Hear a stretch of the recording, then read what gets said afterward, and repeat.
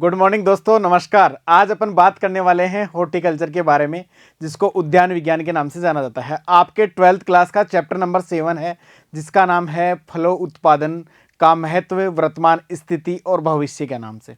तो उसी प्रकार से जैसे कि अपन ने एग्रोनॉमी में फसलों के बारे में अध्ययन किया था, मृदा के बारे में अध्ययन किया था और अन्य चैप्टर्स पढ़े थे, इसी प्रकार से अपन हॉर्टिकल्चर के अंदर स्टार्ट करने जा रहे हैं फलों उत्पादन का महत्व, वर्तमान स्थिति और इसका आने वाले टाइम में भविष्य क्या है। देखिए दोस्तों, प्राचीन काल से ही फलोत्पादन का काफ़ी इंपॉर्टेंस रहा है, महत्व रहा है। प्राचीन काल में जैसे अकबर नामक एक शासक था, उन्होंने भी दरभंगा बिहार के अंदर 1 लाख पौधे आम के लगवाए थे। फलवृक्ष से साथ साथ मानव की खाद्यान्न की पूर्ति के साथ साथ औषधिक रूप से भी इनका महत्व है, आर्थिक रूप से भी महत्व है, सौंदर्य प्रसाधन में भी इनका क्या है, महत्व है दोस्तों। तो इसी प्रकार से ये क्या काफ़ी इंपॉर्टेंट और इंटरेस्टिंग चैप्टर है। जिस विज्ञान के अंतर्गत फलों का अध्ययन किया जाता है उसे पोमोलॉजी के नाम से जाना जाता है। और पोमोलॉजी के जनक जिन्होंने रिसर्च किया पोमोलॉजी के ऊपर, वो हैं डॉक्टर के.एल. चड्डा। के.एल. चड्डा को पोमोलॉजी का जनक कहा जाता है। काफ़ी विस्तृत रूप से के.एल. चड्डा ने पोमोलॉजी के बारे में बताया है दोस्तों। और इसे सुनहरी क्रांति के साथ जोड़ा गया है कि सुनहरी क्रांति का अर्थ मतलब गोल्डन रिवोल्यूशन। गोल्डन रिवोल्यूशन मतलब फलों उत्पादन करना, अधिक से अधिक फलों का उत्पादन करना। इसी के साथ साथ तीसरी पंचवर्षीय योजना के अंतर्गत फलों उत्पादन पे और भी अधिक ध्यान से दिया गया है। इस पे समन्वित काफ़ी योजनाएं चलाई गई हैं, कुछ ऐसे प्रोग्राम चलाए गए हैं जिसमें फलों उत्पादन को अधिक से अधिक बढ़ावा मिले। इसी के साथ साथ दोस्तों अपन अब देखेंगे कि इस राजस्थान परिप्रेक्ष्य में, भारत के परिप्रेक्ष्य में प्रेजेंट टाइम में फलों उत्पादन की क्या स्थिति है तथा आने वाले भविष्य में इसकी क्या स्थिति होने वाली है। आगे जैसे अपन बात करते हैं, पहले नंबर पे उद्यान की में भारत व राजस्थान की स्थिति। अपन यहाँ से स्टार्ट करते हैं कि इस टाइम में भारत में क्या स्थिति है, राजस्थान में इसकी क्या स्थिति है दोस्तों।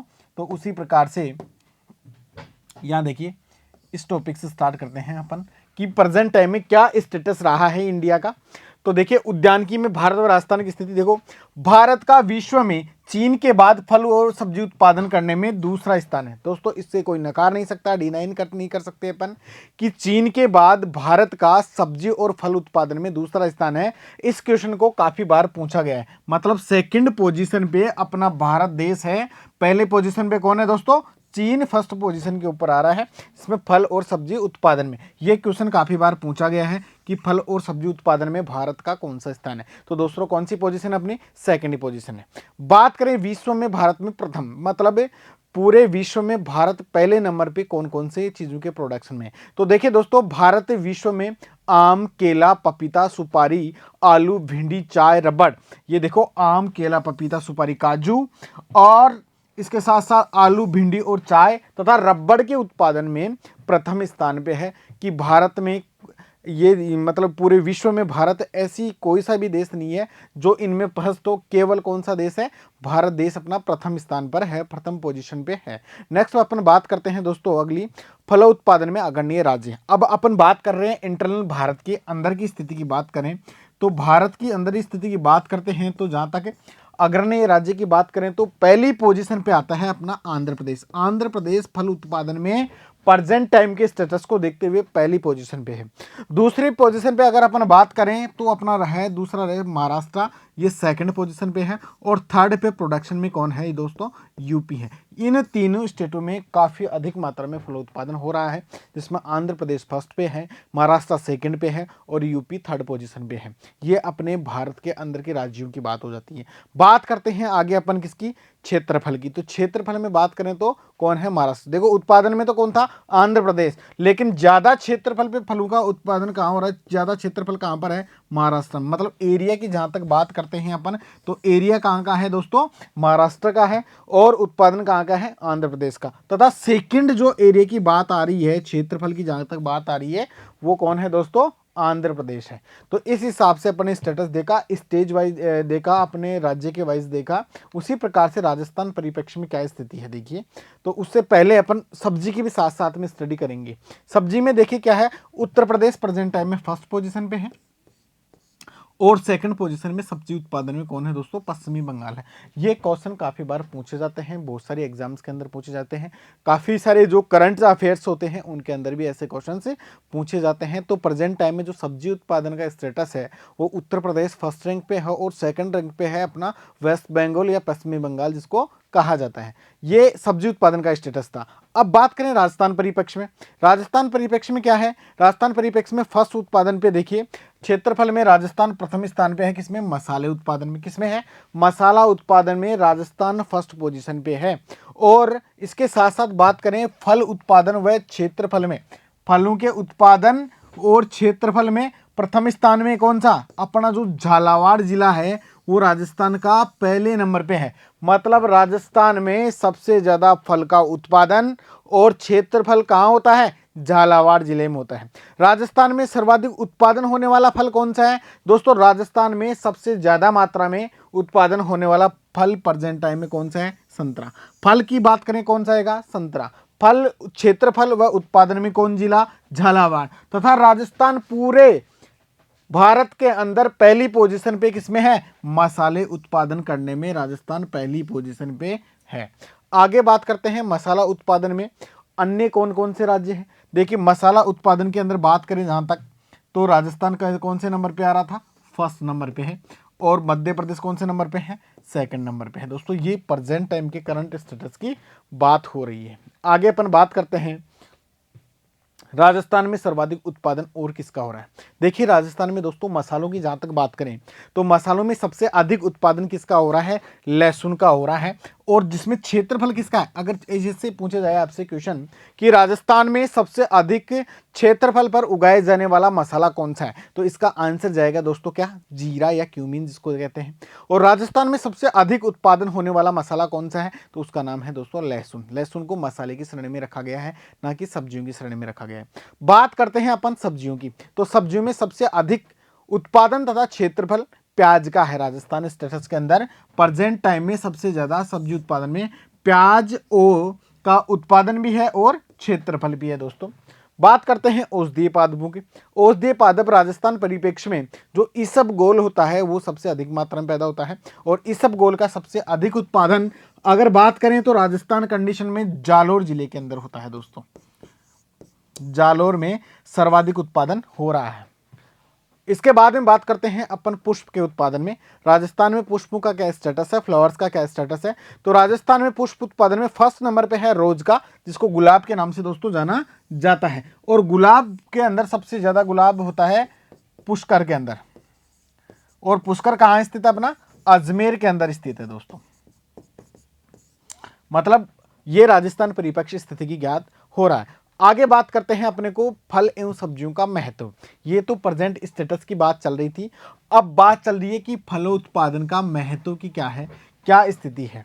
तो देखिए फलोत्पादन की अपन जहां तक बात करें तो ह्यूमन डाइट, मानव के जो भोजन है उसमें सबसे महत्वपूर्ण है फल और सब्जियों का महत्व की जहां तक बात करें तो आहार में इसका बहुत ज़्यादा इंपॉर्टेंस है। आहार में अकॉर्डिंग टू आईसीएमआर, मतलब आईसीएमआर के अनुसार, आईसीएमआर क्या है? Indian counselling of medical research. मतलब ये Indian counselling of medical research क्या अपना एक डाइट प्लान निश्चित करता है और उसके अनुसार भाई मनुष्य को प्रतिदिन कितने कैलोरी ऊर्जा की आवश्यकता रहती है, उस कैलोरी को बनाने में कौन कौन से पदार्थ इसकी क्या करते हैं? मदद करते हैं।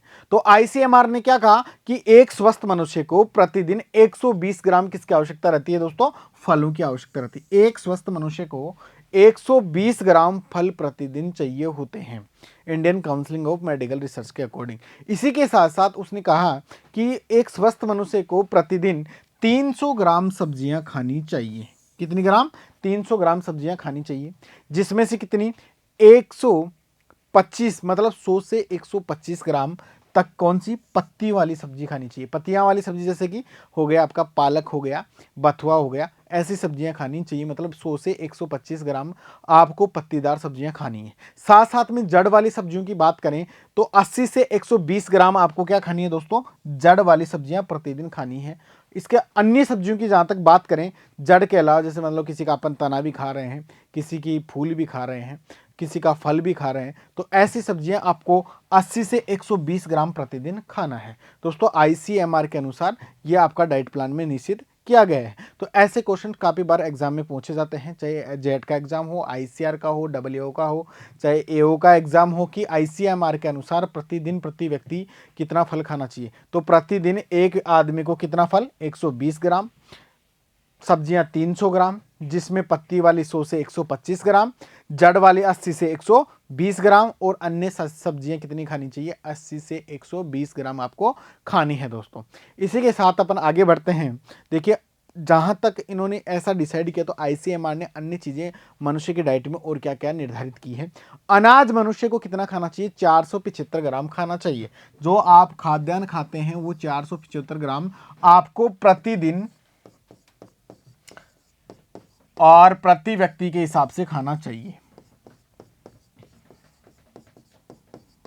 प्रतिदिन प्रति व्यक्ति आपको 475 ग्राम क्या खाना है, अनाज। साथ साथ में बात करते हैं दूध की, क्योंकि दूध से अपने को क्या मिलता है, कैल्शियम मिल रहा है। तो कैल्शियम भी अपनी बॉडी के लिए क्या काफ़ी आवश्यक है। निर्धारित मात्रा इसकी की गई है, 280 ml आपको दूध प्रतिदिन लेना है।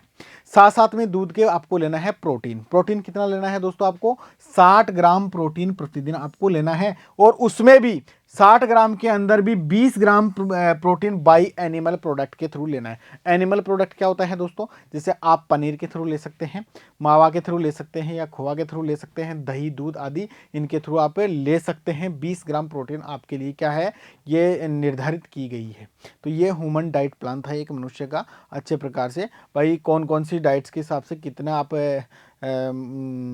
फल ले सकते हैं, कितनी सब्जियां ले सकते हैं, कितना अनाज ले सकते हैं, कितना दूध ले सकते हैं, प्रोटीन आदि की मात्रा। इसी के साथ साथ आपको आगे बढ़ते हैं, अपन बात करते हैं आगे, थोड़ा अपन डिटेल में चर्चा करते हैं कि मानव आहार में कैसे इसका महत्व है, क्योंकि न्यूट्रिशनल जो इम्पोर्टेंस है इसका क्या है। तो पहली बात करते हैं अपन खनिजों की, कि खनिजों में फलों का बहुत ज़्यादा महत्व है और सब्जियों का काफ़ी महत्व है। क्योंकि खनिज की बात जहाँ तक करें तो इनसे अपने को कैल्शियम, लोहा, आयोडीन आदि खनिज इनसे प्राप्त होते हैं, और इनके बिना मनुष्य का काम भी चलने वाला नहीं है दोस्तों। तो देखिए, कैल्शियम की जहाँ तक बात करते हैं, तो कैल्शियम अपने को प्राप्त कौन कौन से फलों से हो रहा है, मतलब लीची से कैल्शियम प्राप्त हो रहा है अपने को, करौंदे से क्या हो रहा है, कैल्शियम प्राप्त हो रहा है। लीची में सबसे अधिक मात्रा में कैल्शियम पाया जाता है, और सूखे करौंदे में सबसे अधिक मात्रा में कैल्शियम पाया जाता है। कैल्शियम क्या करता है, मनुष्य की दांत तथा हड्डियों को क्या करता है, मजबूत बनाता है। बात करते हैं अपन सेकंड नंबर पर लोहा पोषक तत्व की। जो लोहा पोषक तत्व है ये मनुष्य की बॉडी में काफ़ी उपयोगी कारागार सिद्ध हुआ है। ये सबसे अधिक मात्रा में मिलता है अपने को सूखे करौंदे के अंदर मिलता है। सूखे करौंदे में 39% क्या लोहा तत्व पाया जाता है। दोस्तों, काफ़ी बार इस क्वेश्चन को भी पूछा गया है कि सबसे अधिक लोहा पोषक तत्व की मात्रा किस फल में पाई जाती है। तो लोहा पोषक तत्व की मात्रा या आयरन की मात्रा सबसे अधिक सूखे करौंदे में पाई जाती है। दूसरे नंबर पे बात करें दोस्तों खजूर के अंदर, खजूर में कितना 10.6% क्या पाया जाता है, आयरन पाया जाता है। सब्जियों में जहाँ तक बात करते हैं तो पालक में 10.6% क्या आयरन पाया जाता है।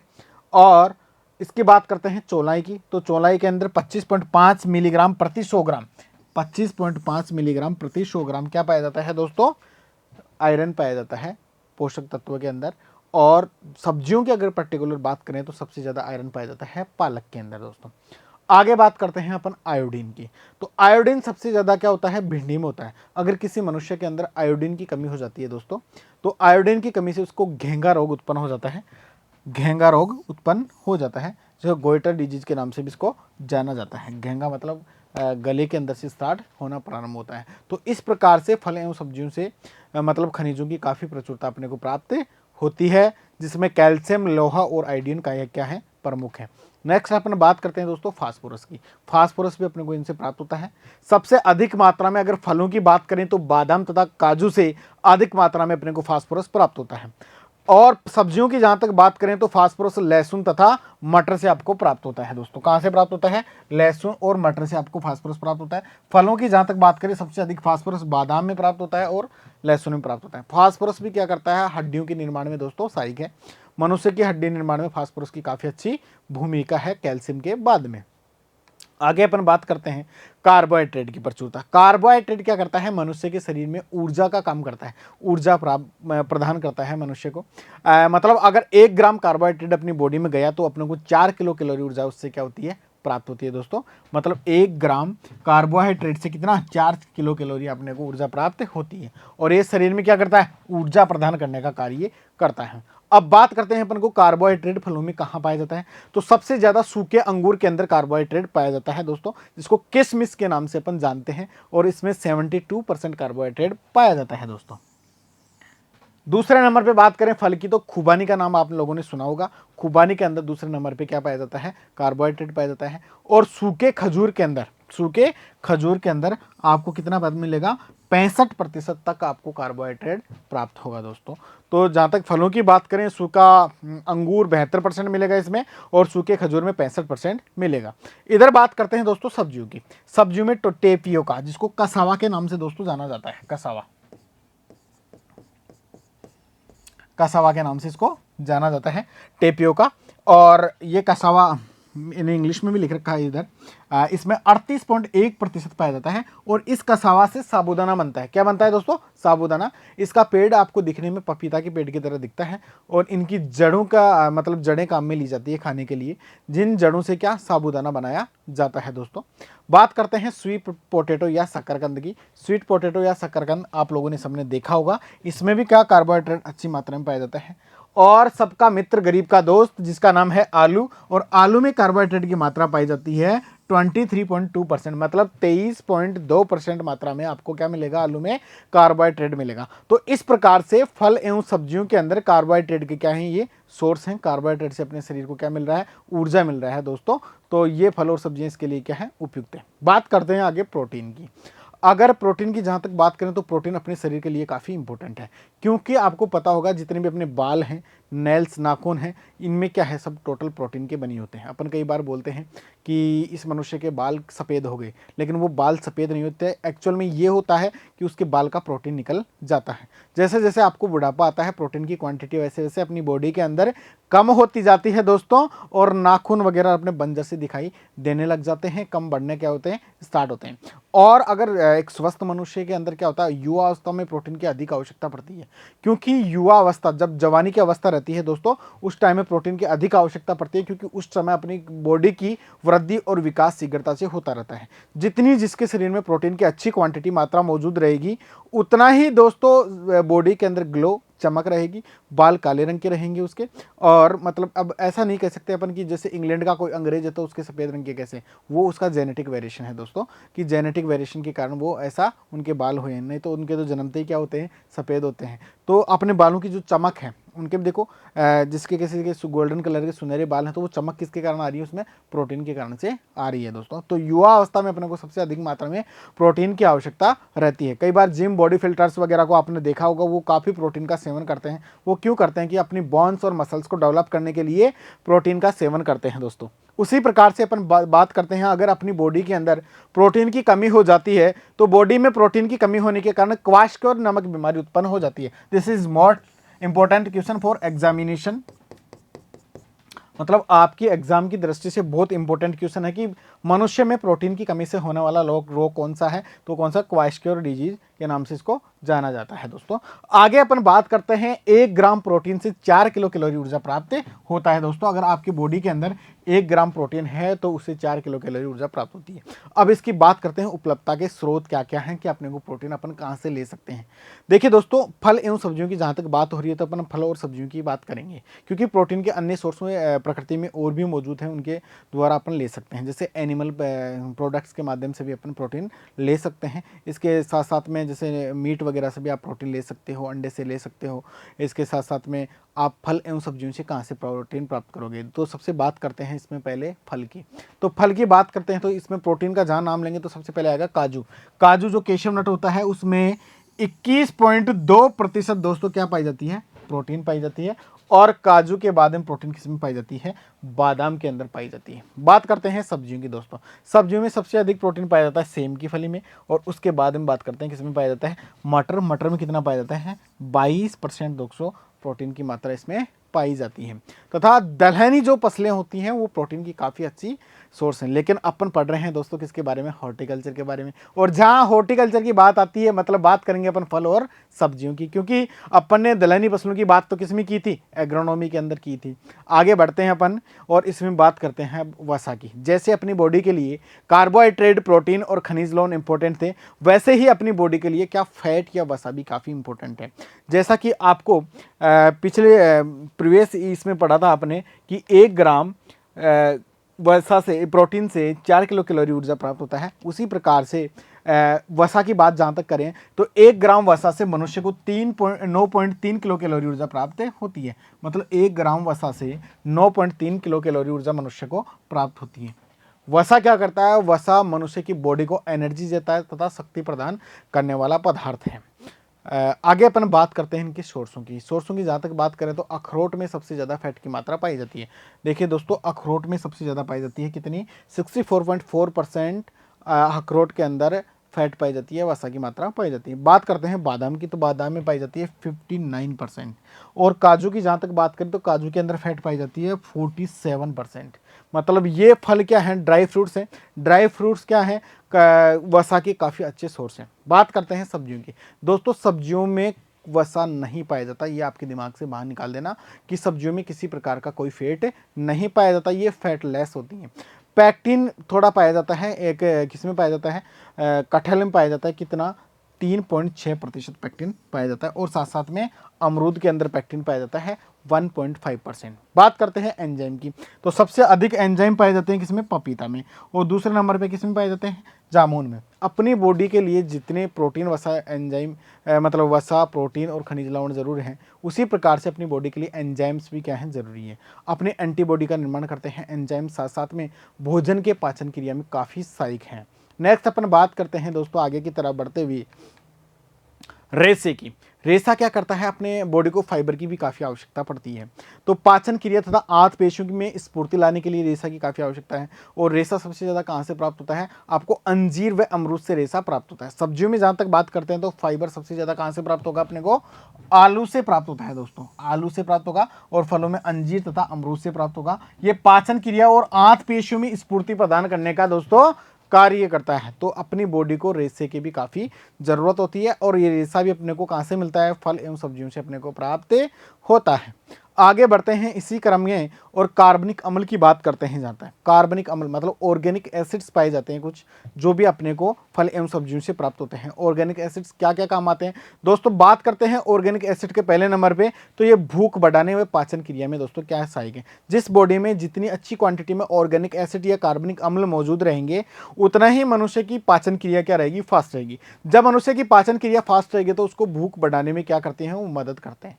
बात करते हैं इसमें पहले साइट्रिक अम्ल की। साइट्रिक अम्ल सबसे ज्यादा किसमें पाया जाता है दोस्तों, साइट्रिक अम्ल सबसे ज्यादा पाया जाता है कागजी नींबू में। कौन से नींबू में पाया जाता है, कागजी नींबू में, संतरा में, जामुन में और टमाटर में। मतलब जितने भी खट्टे फल हैं, जितने भी क्या हैं, खट्टे फल, उनमें सब में क्या पाया जाता है दोस्तों, साइट्रिक अम्ल पाया जाता है। जैसे कागजी नींबू, संतरा, टमाटर, इनमें क्या पाया जाता है, साइट्रिक अम्ल पाया जाता है। बात करते हैं टार्ट्रिक अम्ल बोलते हैं, जो सबसे ज्यादा किसमें पाया जाता है, अंगूर तथा इमली के अंदर पाया जाता है। आपने देखा होगा इमली काफ़ी खट्टी होती है और अंगूर भी क्या, काफ़ी खट्टा होता है। इसके बाद में बात करते हैं एस्कोर्बिक अम्ल। एस्कोर्बिक अम्ल का जहाँ तक नाम आता था उसका नाम है विटामिन सी। विटामिन सी मतलब जितने भी खट्टे फल हैं उनमें सब में क्या, विटामिन सी की कुछ कुछ मात्रा प्रेजेंट है। जैसा कि बारबेडोस चेरी में सबसे अधिक मात्रा में विटामिन सी पाया जाता है। आपसे क्वेश्चन पूछा जा सकता है कि सबसे अधिक मात्रा में विटामिन सी किस फल में पाया जाता है, दोस्तों आंसर जाएगा उसका बारबेडोस चेरी के अंदर पाया जाता है। दूसरे नंबर पे बात करते हैं तो अपने आंवले के अंदर क्या पाया जाता है, विटामिन सी पाया जाता है। हरी मिर्च तथा अन्य खट्टे फलों के अंदर विटामिन सी पाया जाता है। ऑक्जेलिक अम्ल की जहां तक बात करते हैं तो ऑक्जेलिक अम्ल पाया जाता है पालक, चौलाई और चुकंदर के अंदर, क्योंकि इनकी पत्तियों के अंदर ऑक्जेलिक अम्ल क्या रहता है, पाया जाता है। और ये ऑक्जेनिक अम्ल क्या है, एक अच्छा कार्बनिक एसिड है। मतलब एक प्रकार से अपनी बॉडी में पाचन क्रिया बढ़ाने में क्या है, ये सहायक है। मेलिक अम्ल की जहाँ तक बात करते हैं तो मेलिक अम्ल पाया जाता है सेब तथा केले में। तो इस प्रकार से जो अपने साइट्रिक अम्ल हुआ, टाइट्रिक अम्ल हुआ, एस्कॉर्बिक एसिड हुआ, ऑक्जेलिक अम्ल हुआ तथा मेलिक अम्ल हुआ, इनकी क्वांटिटी यहाँ पाई जाती है। ये इनके क्या है दोस्तों, सोर्स हैं, ये आपको याद करने होंगे। नेक्स्ट अपन बात करते हैं जहाँ तक प्रमुख विटामिन की। अब विटामिन भी अपनी बॉडी के लिए उतनी ही आवश्यक है जितने अपनी बॉडी को खनिज लवण मान लो, चाहे से वसा मान लो, चाहे प्रोटीन मान लो, चाहे कार्बोहाइड्रेट हो, क्योंकि इनकी कमी से मनुष्य में कई बार कई विकृतियां पैदा हो जाती हैं, कई प्रकार के डिसऑर्डर्स मनुष्य में पैदा हो जाते हैं। और इनके सोर्स क्या क्या हैं ये भी अपन साथ साथ पढ़ेंगे कि किन फल और सब्जियों के माध्यम से अपन प्रोटीन की कमियों को दूर कर सकते हैं। बात करते हैं इसमें सबसे पहले विटामिन ए की। विटामिन ए का दूसरा नाम है दोस्तों रेटिनोल। क्या नाम है इसका? ये रेटिनोल है जो रासायनिक नाम है। क्या नाम है इसका? रेटिनोल रासायनिक नाम है। या इसे कैरोटीन के नाम से भी दोस्तों जाना जाता है। कैरोटीन के नाम से भी इसको जाना जाता है। विटामिन ए की जहां तक बात करें तो सबसे अधिक मात्रा में विटामिन ए 4800 IU प्रति 100 ग्राम किसमें पाया जाता है दोस्तों? ये पाया जाता है आम में। सबसे अधिक फलों में बात की जाए विटामिन ए तो किसमें पाया जाता है? आम में पाया जाता है। कितना? 4800 IU। दूसरे नंबर पे बात करते हैं तो किसमें? पपीता में पाया जाता है 2020 IU प्रति 100 ग्राम। पपीता में इतनी मात्रा में क्या पाया जाता है? विटामिन ए पाया जाता है। बात करते हैं सब्जियों की। सब्जियों में सबसे अधिक मात्रा में पाया जाता है पालक के अंदर। किसमें पाया जाता है? पालक के अंदर पाया जाता है 11,000 IU प्रति 100 ग्राम के अंदर पाया जाता है दोस्तों। मतलब अगर पालक, आम और पपीता तीनों आपको ऑप्शंस में दिए हुए हैं तो सबसे ज़्यादा किसमें करोगे आप? पालक में। बात करते हैं इसके साथ साथ में किसमें? गाजर में। गाजर भी क्या है? विटामिन ए का बहुत अच्छा सोर्स है। इसमें 3000 IU प्रति 100 ग्राम 3000 IU प्रति 100 ग्राम विटामिन ए पाया जाता है दोस्तों। चौलाई भी क्या है? एक काफ़ी अच्छा सोर्स है किसका? विटामिन ए का। तो आप लोगों ने देखा सबसे अधिक किसमें पाया गया? पालक में। सब्जियों की जहाँ तक बात करें दूसरे नंबर पे आपको आम में विटामिन ए। अगर फल की बात कर रहा है तो सबसे ज़्यादा विटामिन ए किसमें पाया जाता है? आम में पाया जाता है दोस्तों 4800 IU। अगर किसी मनुष्य के अंदर विटामिन ए की कमी हो जाएगी तो क्या होगा साहब? विटामिन ए की कमी हो जाएगी तो सबसे पहले किसी भी मनुष्य में रतौंधी रोग उत्पन्न होगा जिसका नाम है अंधापन। मतलब उसको रात के समय दिखाई नहीं देगा, जिसको जेरोप्थेमिया या केराटोमालिया के नाम से भी जाना जाता है। दूसरे नंबर पे बात करते हैं अपन विटामिन बी की। और बी में भी कौन सा है? B1 का दूसरा नाम है थायमीन। मतलब इसका रासायनिक नाम क्या है दोस्तों? थायमीन नाम से जाना जाता है। मुख्य सोर्स क्या है विटामिन बी का? काजू और अखरोट फलों के अंदर, काजू और अखरोट के अंदर विटामिन B1 पाया जाता है। तथा सब्जियों में हरी मिर्च के अंदर क्या पाया जाता है? विटामिन B1 पाया जाता है। अगर इसकी विटामिन B1 की मनुष्य में कमी हो गई तो क्या होगा? देखिए दोस्तों, बेरी बेरी रोग मनुष्य में उत्पन्न हो जाएगा। मतलब बेरी बेरी रोग कैसे होगा? ये भी क्वेश्चन काफ़ी बार पूछा गया है। ये क्वेश्चन भी काफ़ी बार पूछा गया है। त्वचा की स्पर्श शक्ति का क्या हो जाता है? हास हो जाता है, नुकसान हो जाता है। मतलब अगर अपनी त्वचा को ऐसे कोई रगड़ के देखते तो आसानी से पता नहीं चलता था। पाचन तंत्र क्या हो जाता है दोस्तों? कमजोर हो जाता है। तो इस प्रकार विटामिन B1 भी अपनी बॉडी के लिए काफ़ी इंपॉर्टेंट है। अब बात करते हैं नेक्स्ट B2 की। B2 को दोस्तों राइबोफ्लेविन के नाम से जाना जाता है। ये आप लोगों को आपको याद करना है। ये इनके क्या है? रासायनिक नाम है। विटामिन B2 सबसे अधिक पाया जाता है जो फल है बेल पत्र या बेल जिसको कहते हैं। दूसरे नंबर पे पाया जाता है दोस्तों पपीता के अंदर। बात करते हैं अपन सब्जियों की। तो सब्जियों में सबसे अधिक चौलाई तथा मेथी के अंदर विटामिन B1 पाया जाता है। अगर विटामिन B1 की कमी होती है तो क्या होता है दोस्तों? विटामिन B1 की कमी से फोटोफोबिया हो जाता है, मतलब त्वचा का फटना। ज़्यादातर बहुत सारे मनुष्य में त्वचा की फटने की समस्या पाई जाती है। इसका मतलब उनमें विटामिन B2 की क्या है? कमी है। राइबोफ्लेविन की क्या है? कमी है। आँखों का लाल रहना, बहुत से मनुष्य में ऐसा शिकायत मिलती है कि आंखें क्या रहती है? लाल रहती है। भूख कम लगती है तथा नाक से क्या रहती है? सूजन रहती है नाक में लगभग कंडीशन में।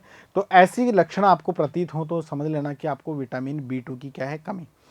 बात करते हैं विटामिन B3 का दूसरा नाम है दोस्तों नियासिन। क्या नाम है? रासायनिक नाम नियासिन।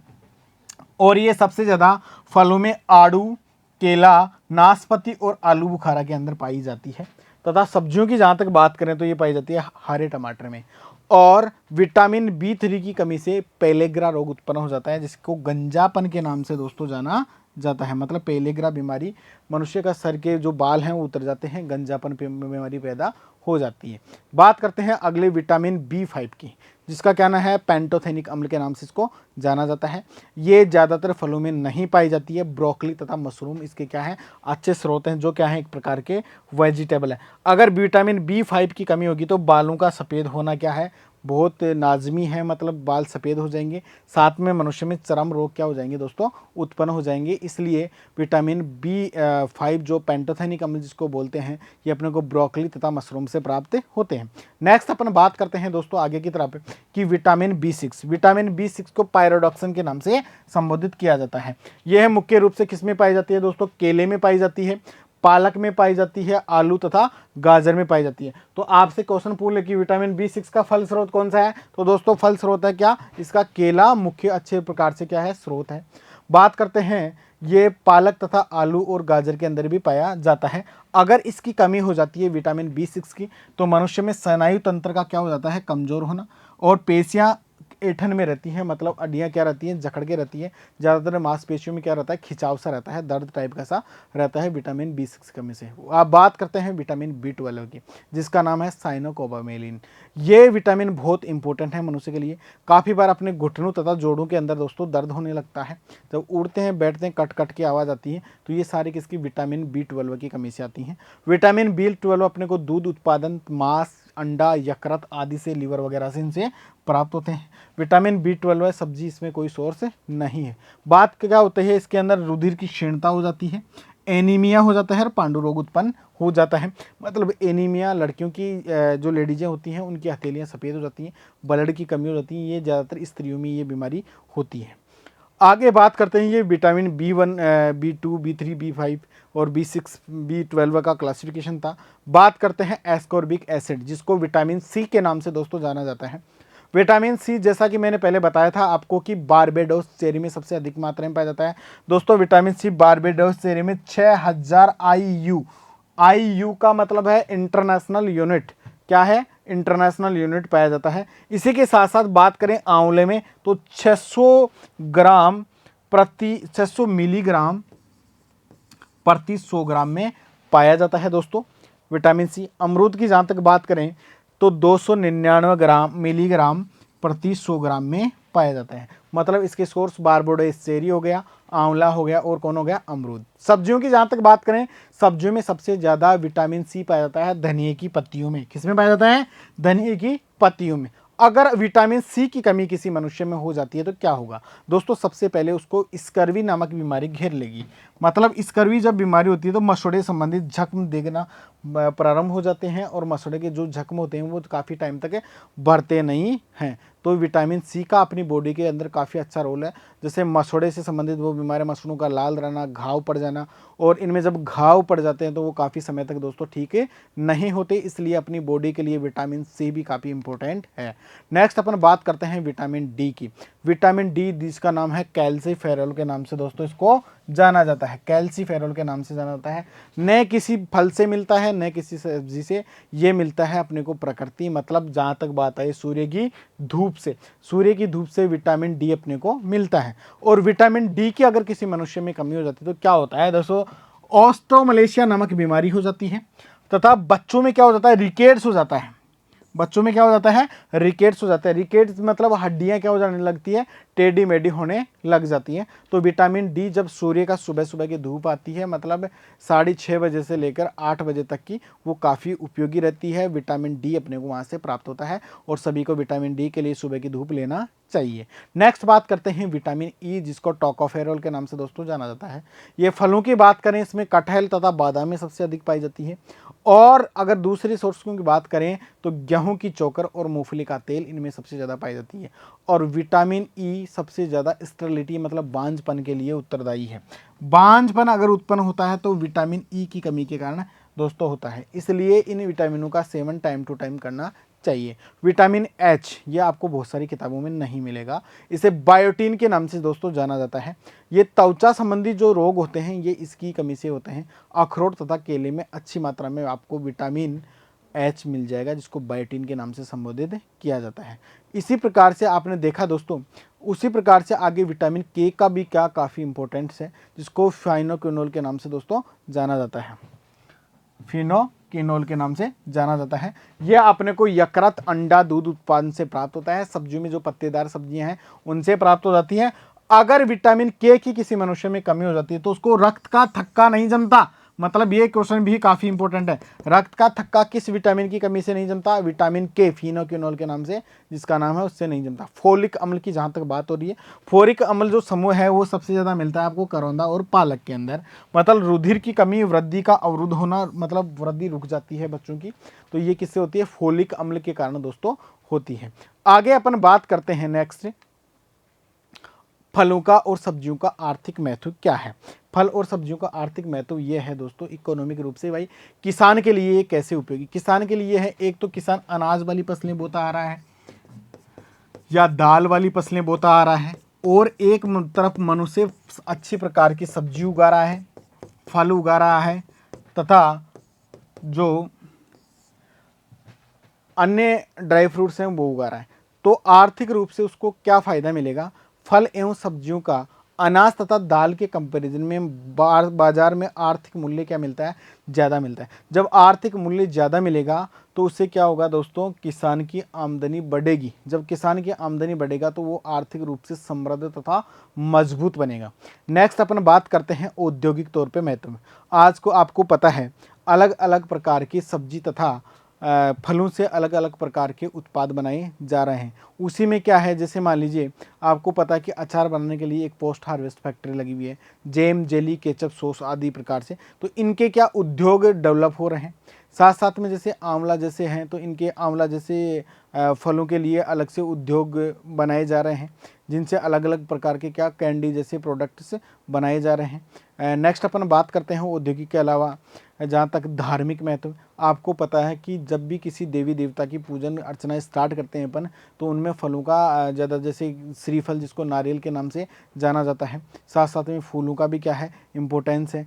केला अपना जो फल है उसको स्वर्ग का सेब के संज्ञा दी गई है एक प्रकार से। तो ऐसे फलों का उपयोग धार्मिक रूप से क्या अपन साथ साथ में रखते हैं। नेक्स्ट अपन बात करते हैं पर्यावरण संबंधित महत्व। फल क्या अपने उत्पादन के साथ साथ मनुष्य की आर्थिक उद्देश्यों की पूर्ति के साथ साथ, क्या औद्योगिक उद्देश्यों की पूर्ति के साथ साथ क्या करते हैं? पर्यावरण को भी शुद्ध रखते हैं।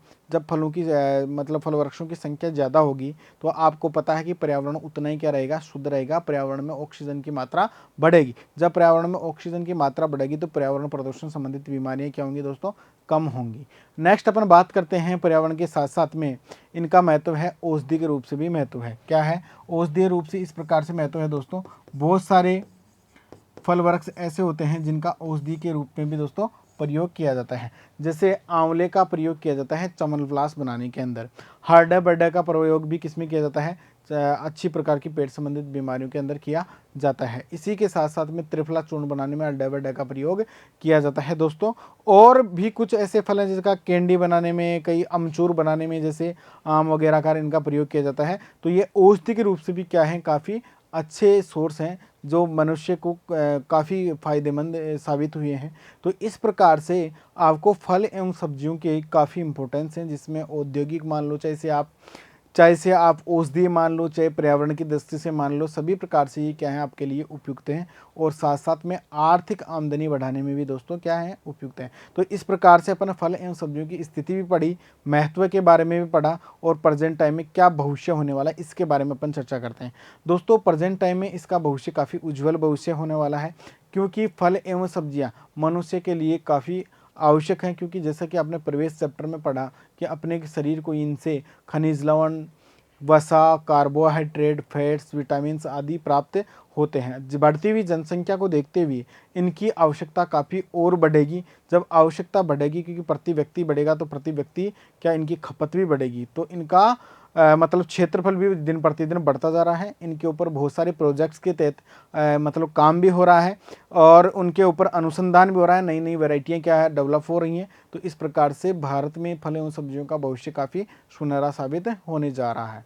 जय हिंद, जय भारत दोस्तों।